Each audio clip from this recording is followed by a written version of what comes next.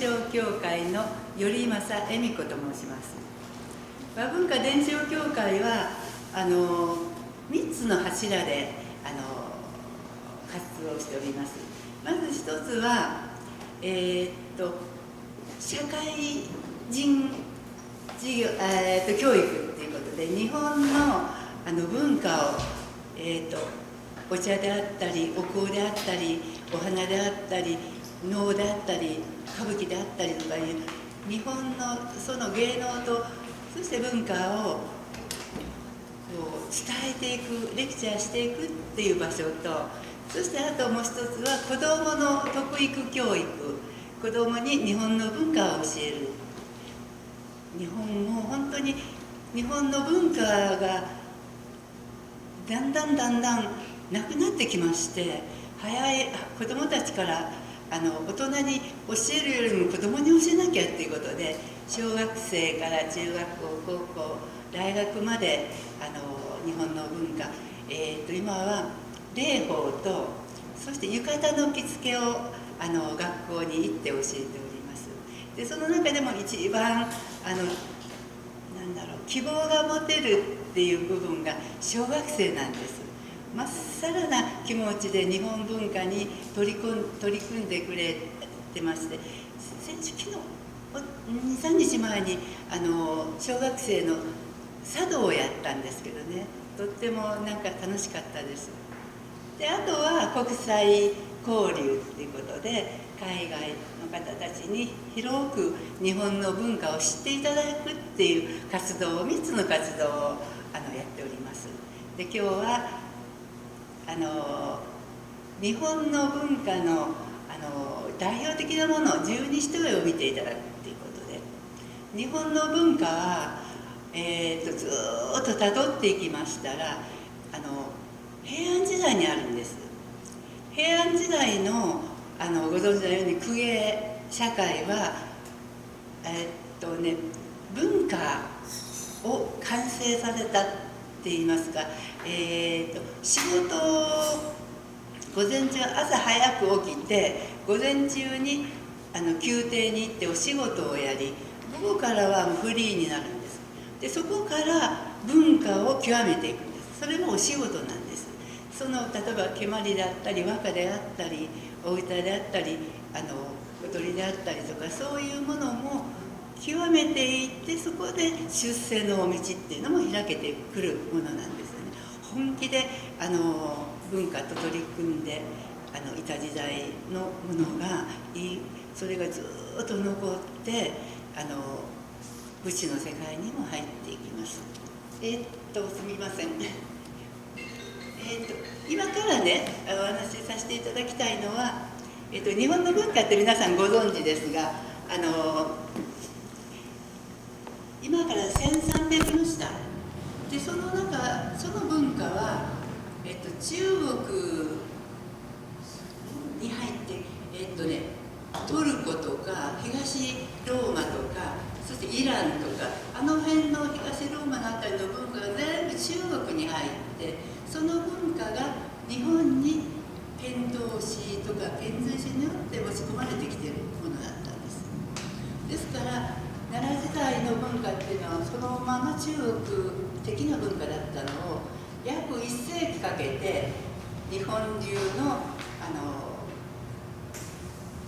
日本人の好みと日本の風土にあったような文化が平安時代に起こりました。その文化がずっと今1100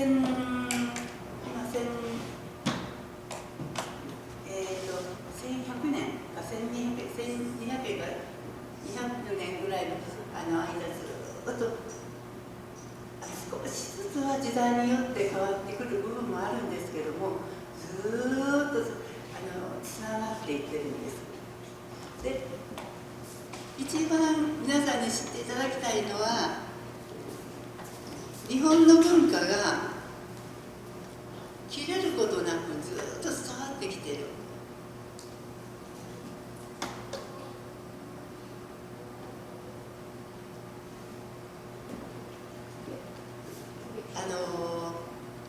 平安時代は公家社会なんです。公家文化が花開いた時代でししてね、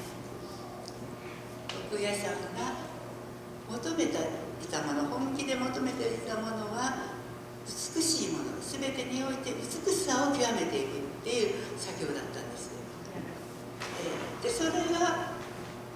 日本の文化の礎となっております。自然のある美しいものっていうのはなんか神様を思いません？なんか木も水も空も美しいものの中に神様がいらっしゃるように思いますよね。いつもそう思ってたんですけども、ハワイの精神もなんか神様いろんなところに神様がいらっしゃるっていうように聞いたことあるんですけども、日本もいろんなところ、石一個にしても雨一粒にしても神様が宿っているという考え方のもとに動いていってます。で、神が宿る場所っていうのは美しいんです。美しい場所には必ず神様がいらっしゃる。この平安時代のこの平安絵巻もそれは再現この前やりましたけど美しいです。それで一つが美しいです。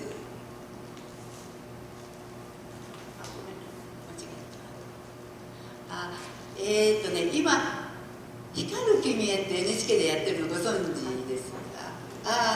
存知の方いらっしゃるんですね。あれで日本もまたちょっとこういうブームが来ております。写真そこから撮らせていただきました。束帯、男性が着てる装束は束帯で、黒い束帯、赤い束帯、そして青い束帯があります。これは身分によって色が変わっていってます。どこかに出てきますね。束帯は違法と言われて身分により色が決まっておりました。身分によって色が決まっているものを違法って言います。色決まってない衣服もあるんですよね。そういうのは雑法って言ったりしております。1位から4位は黒、そして5位は黄色、6位以下は青色っていうふうに平安時代の後期に決まりました。それまではもっと細かく決まっておりましたけどね、簡位12回とかありますよね。ああいう形で細かく決まってたんですけども、平安後期にこのように色が制定されました。でこれから見ていただきます十二単なんですが、十二単は12枚着てるから十二単ではないんですよね。時代によって12枚以上着てる時期もあったり、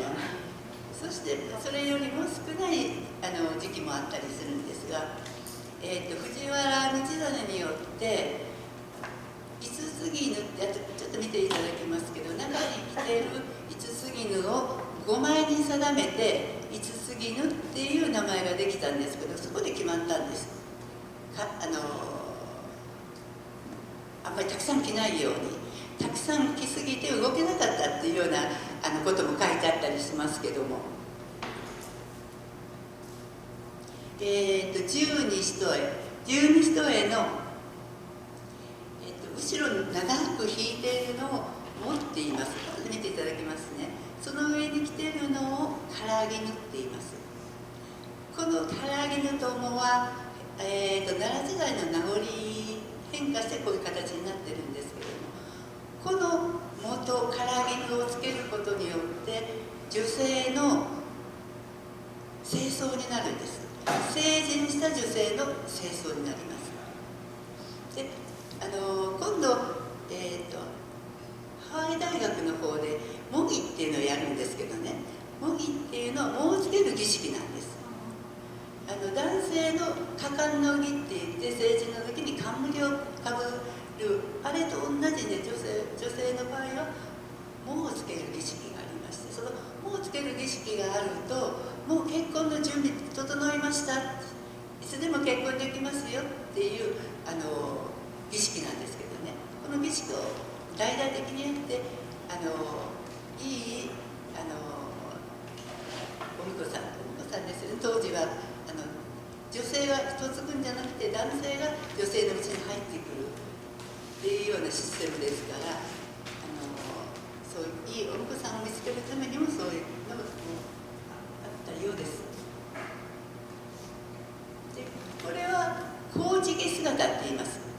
今でもそうかもわからないんですけども、偉い人は清掃はしなくって、偉くない人は偉い人の前に行く時には清掃で伺いますよね。今でもそうですよね。それなんです。この衣装を女房装束とも言うんです。女房っていうのは奥さんって意味じゃなくって官職名っていうんでしょうかね。女官の方なんです。女官の方で部屋を与えてもらってる人、個人の部屋を持ってる人をつぼねっていう、部屋のことをつぼねっていうんですけどね、つぼねを与えてもらってる女官の方を女房っていうふうに呼んでます。ちょっと上級の女官の方です。そういう女官の方はやっぱり皇后様、中宮様、天皇陛下、そういう皇位の方の前でお仕事をする時でも全部この清掃でやります。そしてそのお方様は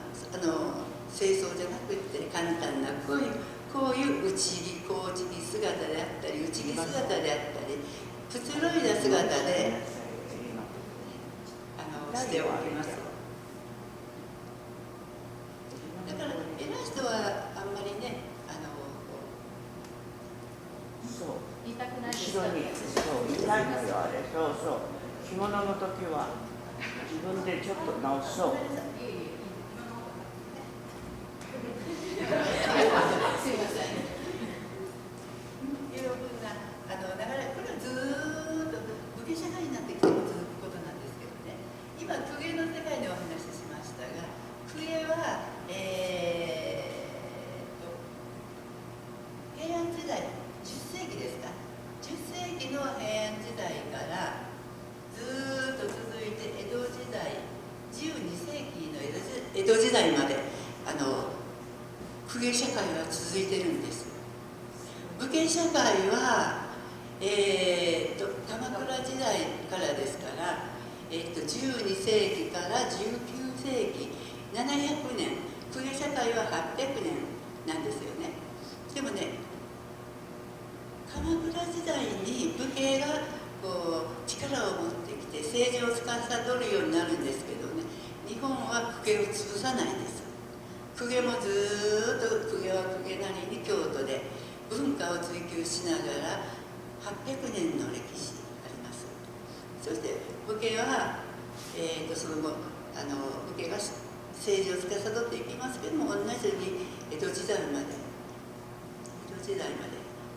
そうですね、宝冠政権が終わるまでありますから700年もの間、武家と公家とはお互いに日本の中であんまりぶつからないでそれぞれの住み分けをしながら生きてきたっていうのはとっても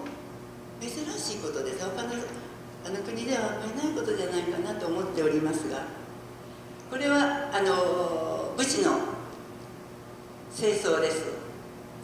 長須王って言って袴を長く、これ何でしたどこ松の廊下で、松の廊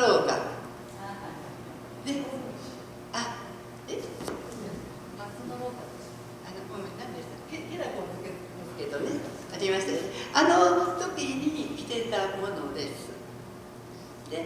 向こうが右側にあるのが長袴を入った上下姿で、どちらも礼装なんです。武家の礼装です。時代によってちょっと違いますが礼装です。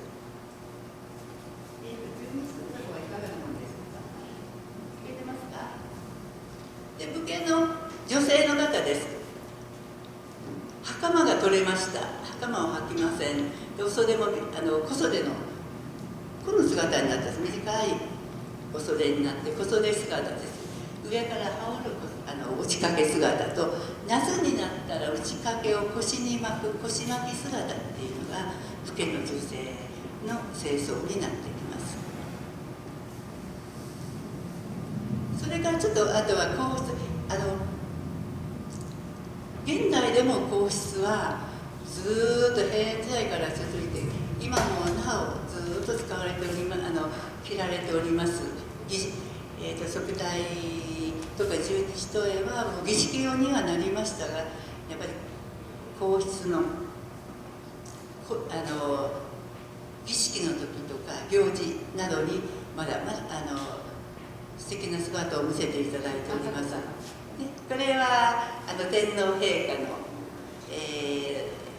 皇路前のご奉束帯と美智子さん、雅子さまですか、雅子さまの十二単姿ですね。この色は皇路前は天皇陛下しか着てはいけないんです。これは皇太子殿下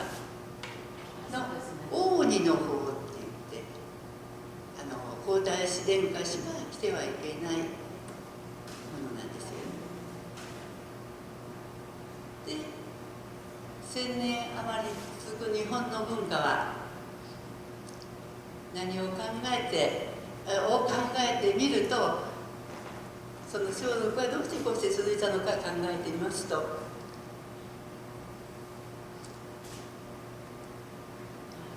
昔から伝わっている言葉に、美しい形には美しい精神が宿る。茶道や書道、それから踊り、ハワイのフラなんかもそうですよね。精進を重ねて何十年も精進していけば形が整う。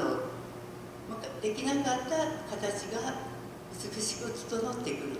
で、整った時点で自然と精神が体の中に入ってきているっていうような意味合いです。今日このね、書を書いてくださってすぐにこの言葉を思いました。やっぱり形を突き詰めて美しい形に持ってくると、やはりその方に書いてくださった方にも、その方が書いてくださった作品にも精神が宿ってるんだなって、すごい素敵ですもんねっていうようなことを思い出しました。っていうことがあって、日本の文化は世界の平和に続く道だなと常に思いまして、日本の文化を世界に、そして子どもたちに伝えていきたいと思ってこのような活動をしております。で、今奥の方で十二単が出来上がっているようですから、皆さんにご紹介します。お願いします。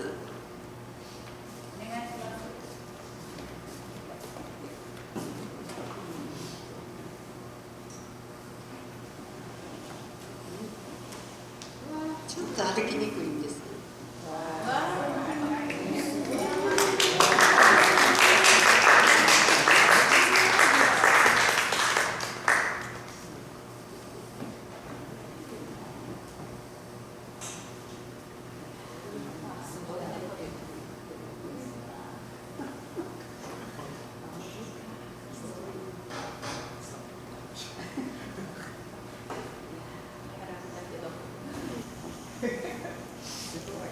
ね、重いですよね重いんですよね。でもね、昔の絹と今の絹は違うんです。昔の絹は小石丸って言って蚕が日本独特な蚕だったんです。小さくって糸が細い蚕だったんです。で、今の蚕は外来種で糸が太くってやっぱり重たいんです。だから今の重さよりも昔は軽かったっていうことです。それとお方様はこうして歩くことはあまりなく、座っていらっしゃることが多くって、なんか用事がある時は誰かがやってくださるし、どっか出かけたい時には牛車に乗って出かけたりとかしてますので、立つことがあまりなく座ってることが多いから思ったよりも立ってる時よりも重くはないはずです。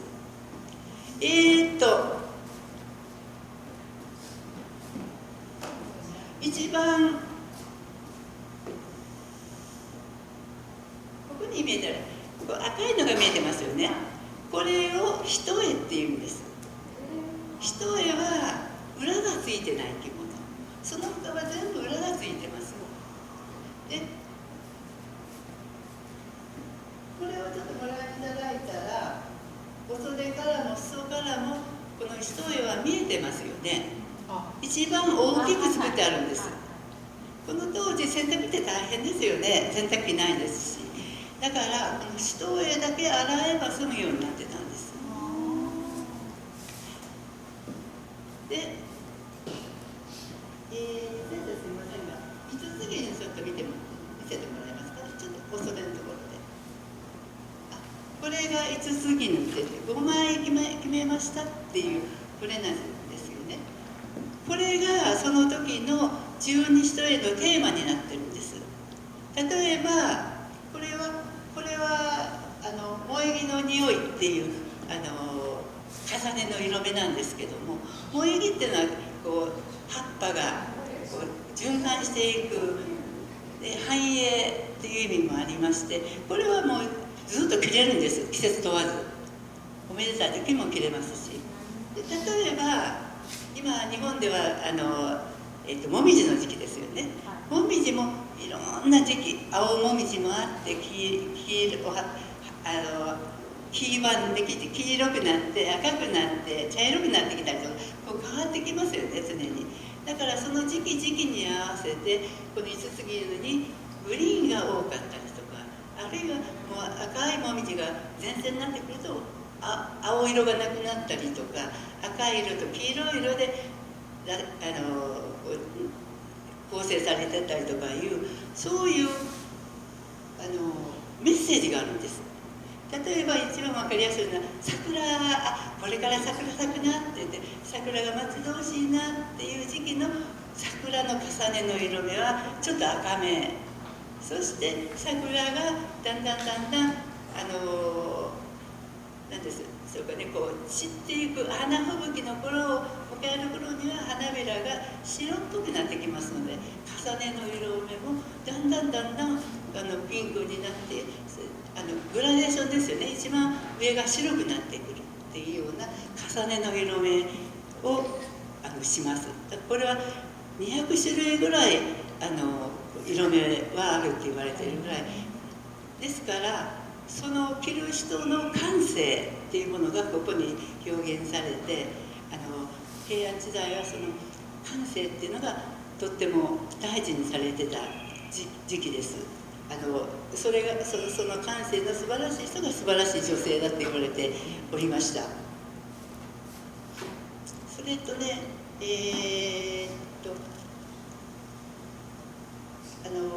モードからぎが見えますか。はいはい。ぐるっと回ってみていただけますか。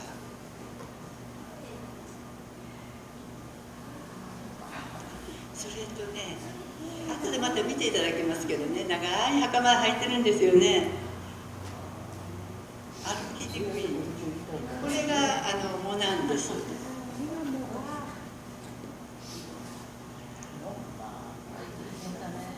この藻を引いてこうそろそろと歩く姿もとても素敵なものなんですよ。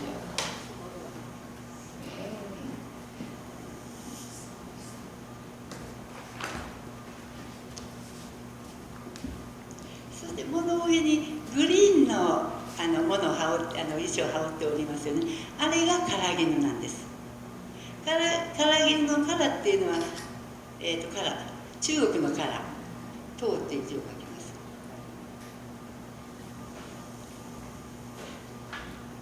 ありがとうございます。そしたら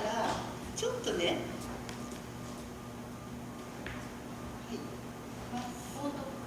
もうと唐絹を取っていただきます。ちょっと分解しますね。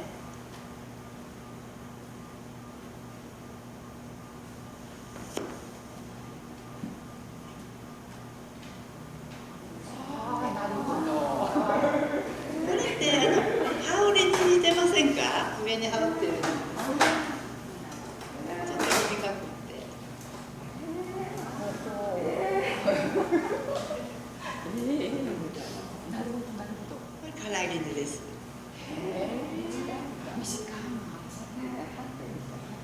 あ、それとね、これ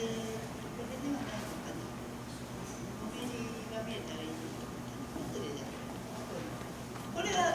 上着です。上の絹とも言います。このお家は一番重いんです。織物でできてまして、その模様は向かい蝶が向かい合った形で向かい蝶っていう模様です。亀甲に向かい蝶です。これが内着姿なんです。で偉い方はもっとあれしんどいんですよ。もうつけたりとかあげるっていうのは結構きついんです。だからそれは省いてこういう形で、これでもまだしんどい時は1枚脱ぎ2枚脱ぎっていうふうにしてだんだん少なくなってくるんですけどね。これは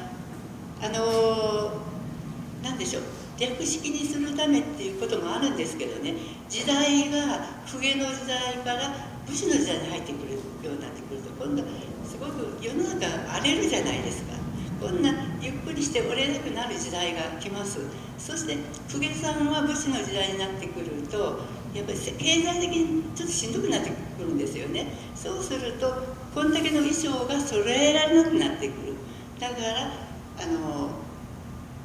浮気を省いてしまう。そして続けるのも省いてしまう。一重と袴だけになってしまうっていう時代もあります。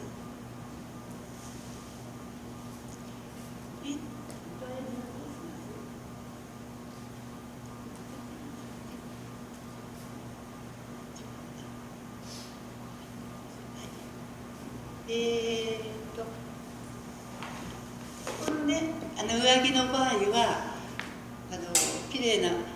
織のものなんですけど、この下は地模様だけの衣装になります。その地模様がこのちょっと待って後で見ていただきますね。雲立枠っていう地模様になります。そして雲立枠のものにもちょっとおめりを見てみたいな。はい、それでいいです。それでいいです。ここに裏がピンク、薄いピンクになってます。その薄いピンクが表にも反映してるんです。だから着ているとなんか倍5枚着てるんだったら10枚ぐらいに見えるんですよね。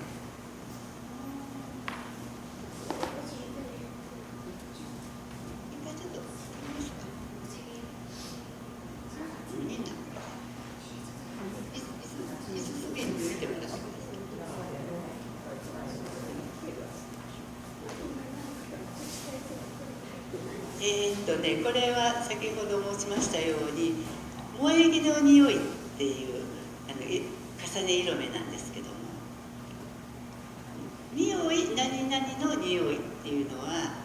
こう濃淡で表しているもので、グリーンのグラデーションを表します。そして表現の仕方には梅重ねとか梅の匂いとか梅の薄葉とかいう3つの表現があるんですけどね、薄葉っていう重ね色目の中にはこれ5つある中の1枚だけあるいは2枚かもわからないですけども白が入ってる。それを薄葉何々の薄葉っていうふうに呼びます。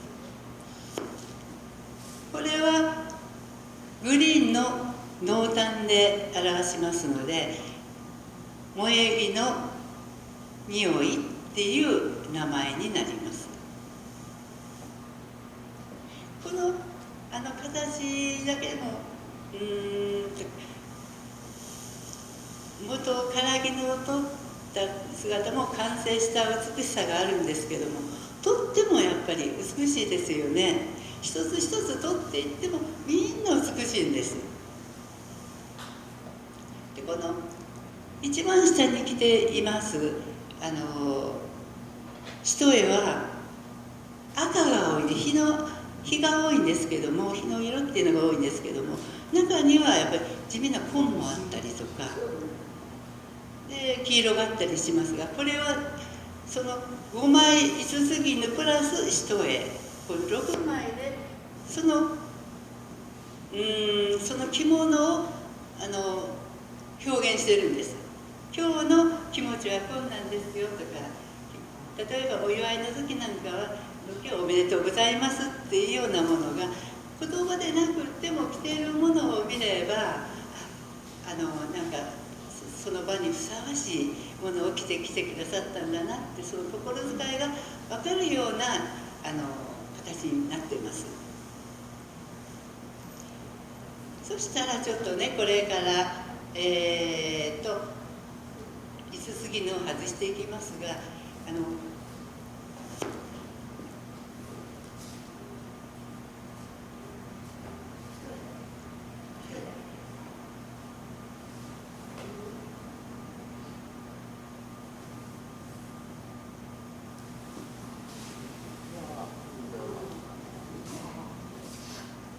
これは一重袴って言いましてね、袴と一重だけ、こういう姿も武家社会になってくると後半はこういう形のものも多くなってきます。戦国時代なんかはこうなって、もう武士社会になってくると袴先に外します。袴脱いでしまうんです。公家の時代はね、袴っていうのはとっても重要なものでしてね、寒い時は2枚も履いてたりするんですけども、寝る時も袴は取らないんです。着たまんま。もちろんこの当時ってお布団がないですから、脱いだものはお布団代わりに上からかぶって袴はちゃんと履いて寝てたそうです。ちょっとこっちまで動けたらいいな、袴みたいなと思いまして、そうですね、ちょっと降りましょうか。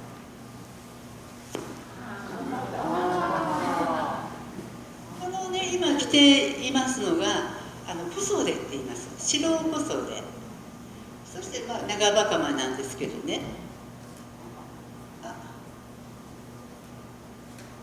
でこの今一重は私たちが着てる着物、一番着てる着物がそのまま残って現代の着物になってるんです。ずーっとつながっていってるんです。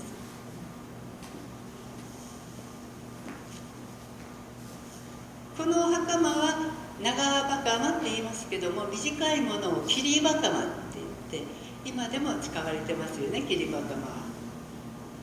ということで長いことかけて美しいものを完成させて、そしてそれをずっと今現在千何年も経ってもずっと現在使われてるっていうことが素晴らしいことだと思うんです。で日本の文化も洋服の方が便利だし、着物もなかなか着なくなってきましたけども、でもこれだけの時間をかけてこれだけの人たちが作ってきたものを何でしょう、終わらすわけにいかないっていうようなことを考えながらこれを着るってわけじゃなくって、こういう知識を持って見てほしいなっていうふうに常に思っております。この袴は、これは濃い袴っていうの、濃いって書いて濃い袴で、これに対して日の袴っていうのがあります。美子さんなんかが履いてらっしゃる赤い日の袴ね、あと2種類あるんです、袴は。でこの古希の場合は若い人、結婚してない人がこれ履きます。で赤い袴は結婚してる人が履くようになってます。ですからなんか今度皇室の写真なんか見ていただいたら、結婚してる人はみんな赤い袴してますし、で若いお嬢さんは古希の袴をしてますね。それと頭なんですけどね、こういう垂れ髪っていうの、これは平安時代のヘアスタイルがこんなんなんです。そして今のこう大すべらかしっていうのは、あれは江戸時代にできたものなんです。しかもね、その大すべらかしっていうのは、一般の市民の人たちが流行ってたものを皇室が取り上げて、もっと貼って大きく貼って皇室用に今使われています。あれも素敵ですけどね、もともとはこういう形で素敵ですね。現在でも通用する。現在でも通用します。通用しますよね。ジーパン入っとくみたいな。はい。袴は下が開いてるんですか、お手洗い行くように。お手洗いの話しますね。それがどうやって行くそうですよね。お手洗いは、実はお手洗い、おまるってご存知ですよね。あれも、もう上等な漆に螺鈿の入ったようなおまるがあって、その係の女官の方もいるんです。それでこう引き出しに灰が入っててみたいなね、そういうなんです、そういうものがあったんです。でそれはここから広いですからね、幅が、袴の幅は。だからそこからこうっていうこともあるし、でもね、お手洗いっていうのは世の中がすっごくゆっくりしてる時代だから、パサッと脱いで全部脱いでお手洗いっていうのがあるんです。大きな部屋があって、だからそういう方法もあるんです。この時代はとってもゆっくり時間が流れてて、でお方様の方から局の方にね、旅館の人で早く来なさいって言って、何回も、もうこれで何回も言ってるのにまだ来ないです。何回も早く来なさい、早く来なさいって連絡が来るから仕方がないから、じゃあ用意するかって言ってパッと来て、そして出資するっていうような、なんか今では考えれないような緩やかな時間が流れてるものですから、お手洗いもお手洗い行ってきてもゆっくりと脱いで着替えてっていうのがあります。それと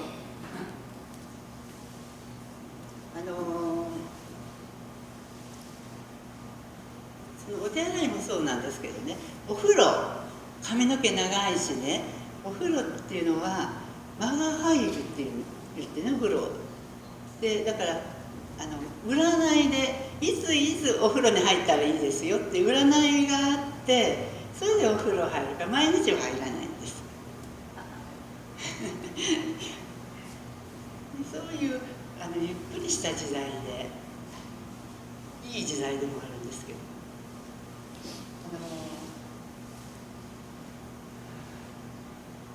なんでしょうね、公家さんっていうのは京都にみんないて、京都から離れるとね、こう都落ちって言って公家さんで亡くなるっていうような時代ですから、やっぱりみんなその村の中みたいな感じですよね。公家のしっかりとしながら生きてたんだなっていうようなことがいっぱいあります。例えばこの重ねの色目が人ちょっとおかしくないっていうような、ちょっと赤の色がきつすぎないとかね、そういう抽象みたいなのもいっぱいあったようなんですけど、まあまあ長い年月平和に暮らしていらしたようです。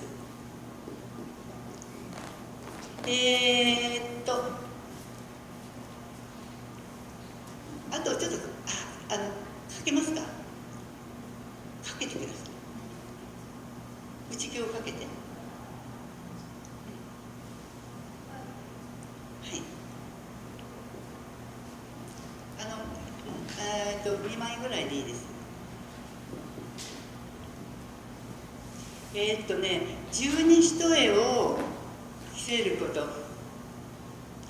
側体でもそうなんですけどね、お服をあげるっていうんです。お服をあげる。そして脱がすことを服を下げるっていうんですけどね、お服上げをする時には十二一重でやっぱり小1時間かかるんですよね。で着る時には真ん中のモデルさんってその着るお方と前えもんじゃ後ろえもんじゃって言って前後で着上げていくんですけども、お服上げするわけなんですけども、このお方の呼吸に合わせてゆっくりと前後ろの人はもちろんで、お方の呼吸に前後の人たちが合わせてゆっくり着付けていくんです。だから時間もゆっくりですけども、これを極めた人がありましてね、ちっとも苦しくないんです。この着付けをね、エモンドっていうんです。エモンっていうのは着物ですよね。着付けをする人にエモンドっていうのが平安時代の後期にエモンドっていうのが確立したんです。でそのエモンドっていうのは2軒の家、高倉家と山科家っていうのが2軒がずっとそれを守って支えてきてるお家があるんです。でそれはこういう形で人様に見せるものではないんですけど、最近それがオープンになって、そして教えてくださるようになって教えていただいたんですけどもね、高倉家は天皇と一緒に京都に行かれた、東京に行かれたんですよね。で山科家は京都に残ってやっぱり活躍なさってます。でこのエモンドっていうのもそれなりの作法がありまして、その作法に乗ってこと一つずつ決まってるんです。右手の何指で取ってとか全部決まってるんですよ。で話は一切してはいけないとかで、前と後ろとは見えないから着付ける時の合図としては見えないところでトントンと手で触ったりとかしながらやっていくんですけども、以前高倉のお家元の練習の時のモデルをさせていただいたんですけど、モデルでその時にね、本当にね、こんだけの重いものが重さを感じないんです。やっぱり極めていくとそういうもんなんだなと思いますけどね。このね、十二一重一式20キロぐらいあるんです。でこの前の底一式時に皆さん十二一重で長いこと立ってらしたでしょ。あれすごいことなんです。カツラをかぶってね、カツラもかなり重いですから、髪の毛長いから。だから誰もひっくり返る人いなく、すごいなと思って拝見してました。これが今は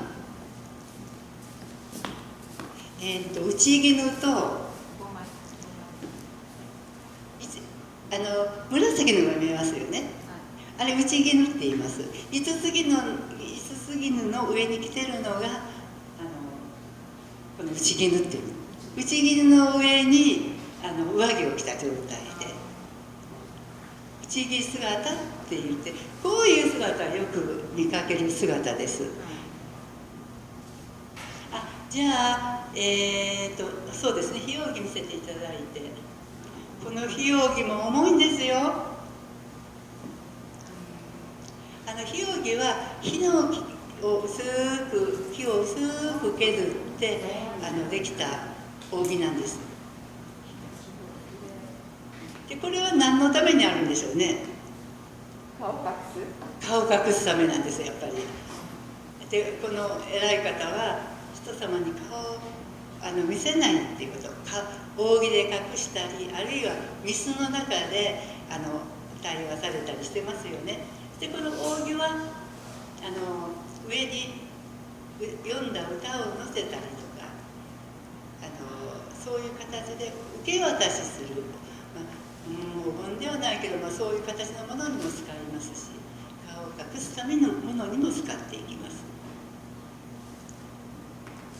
で、あとは、畳んで、ご挨拶するときに使いますね。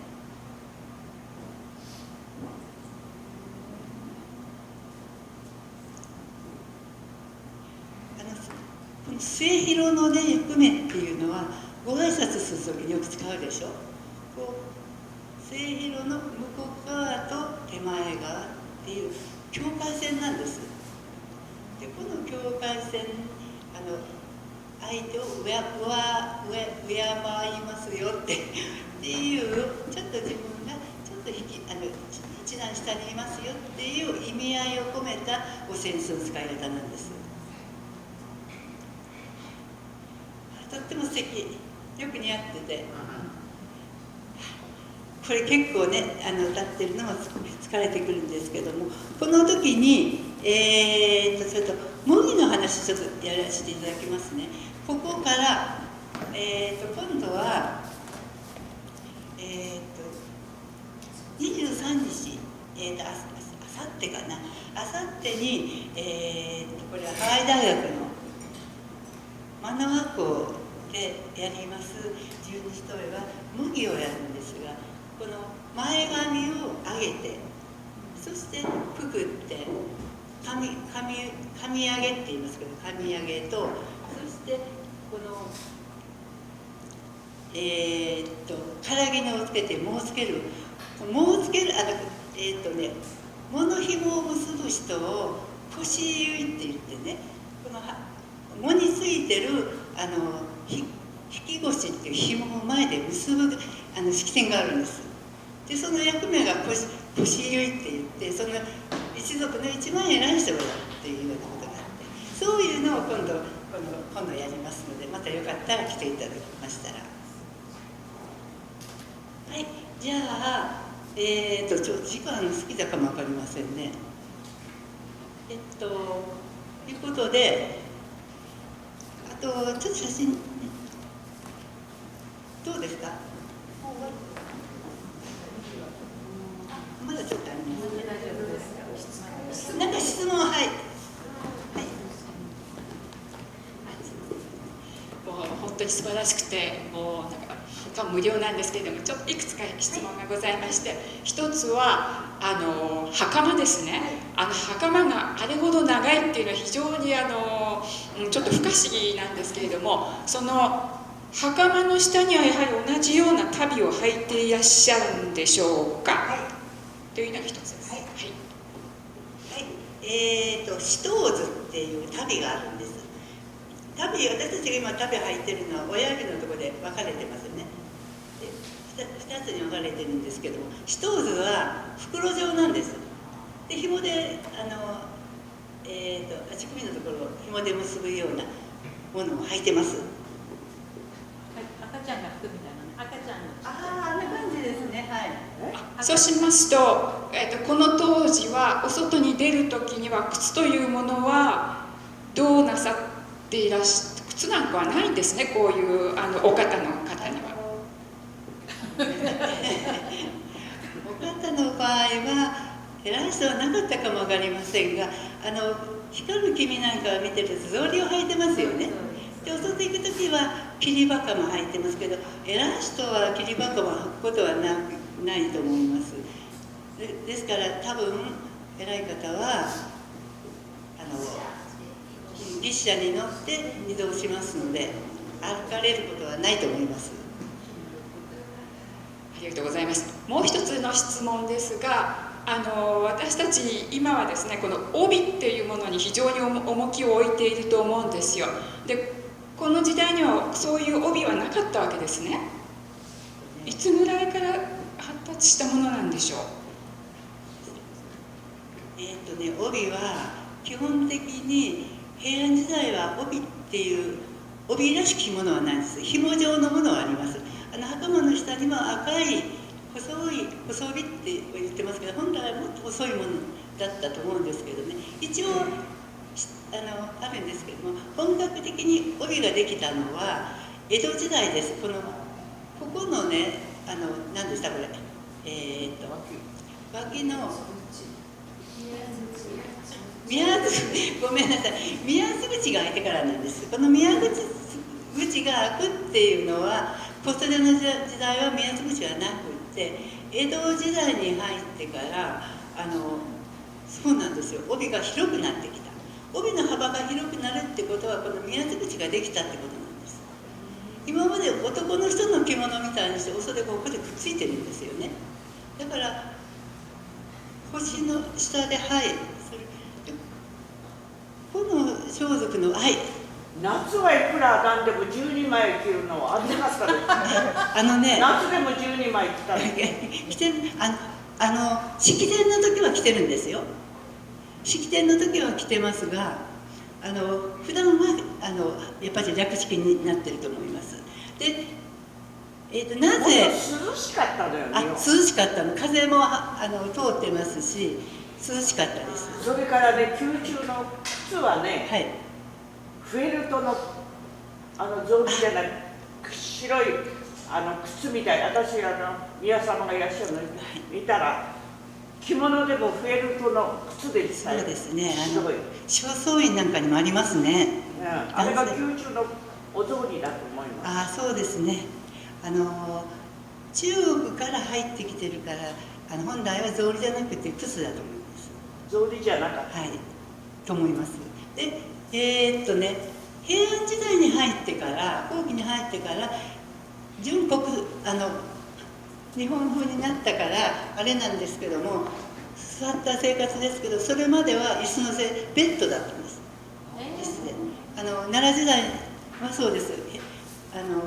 平安時代の頭もそうです。だから洋風だったんですよ。まず私はこの和装の道に55年目に入っておりまして、5年ほど前から現役を少しずつ弾きながらで、和文化の方に力を入れて、今和文化の方で活動してるんですけども、その後を継いでくれたどこに頼政あやみです。娘です。頼政あやみと言います。今日はこういう機会を設けていただきましてありがとうございました。部長からお願いします。知った名前。はい。大野久子と申します。だいぶ長い間着付けをさせていただいてます。今日は皆様、十二単の方も白でお手伝いさせていただいてました。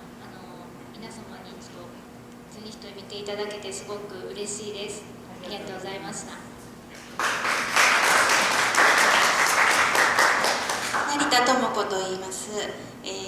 今日はありがとうございました。後でいろいろちょっとお手伝いをさせていただきましたが、このような機会いただけてとても光栄です。ありがとうございました。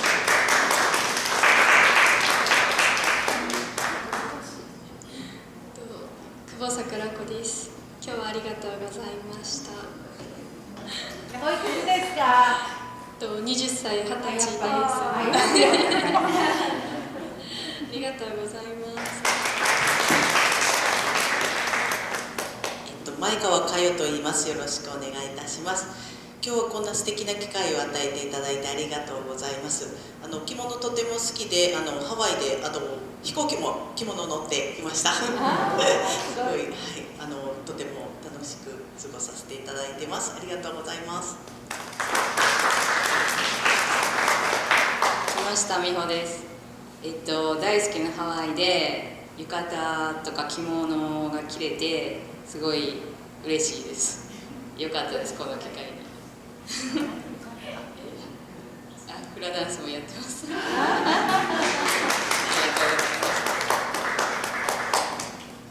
がとう木下美穂の娘の木下風花です。フラダンスやってるの？フラダンスはやってないです。お友達です。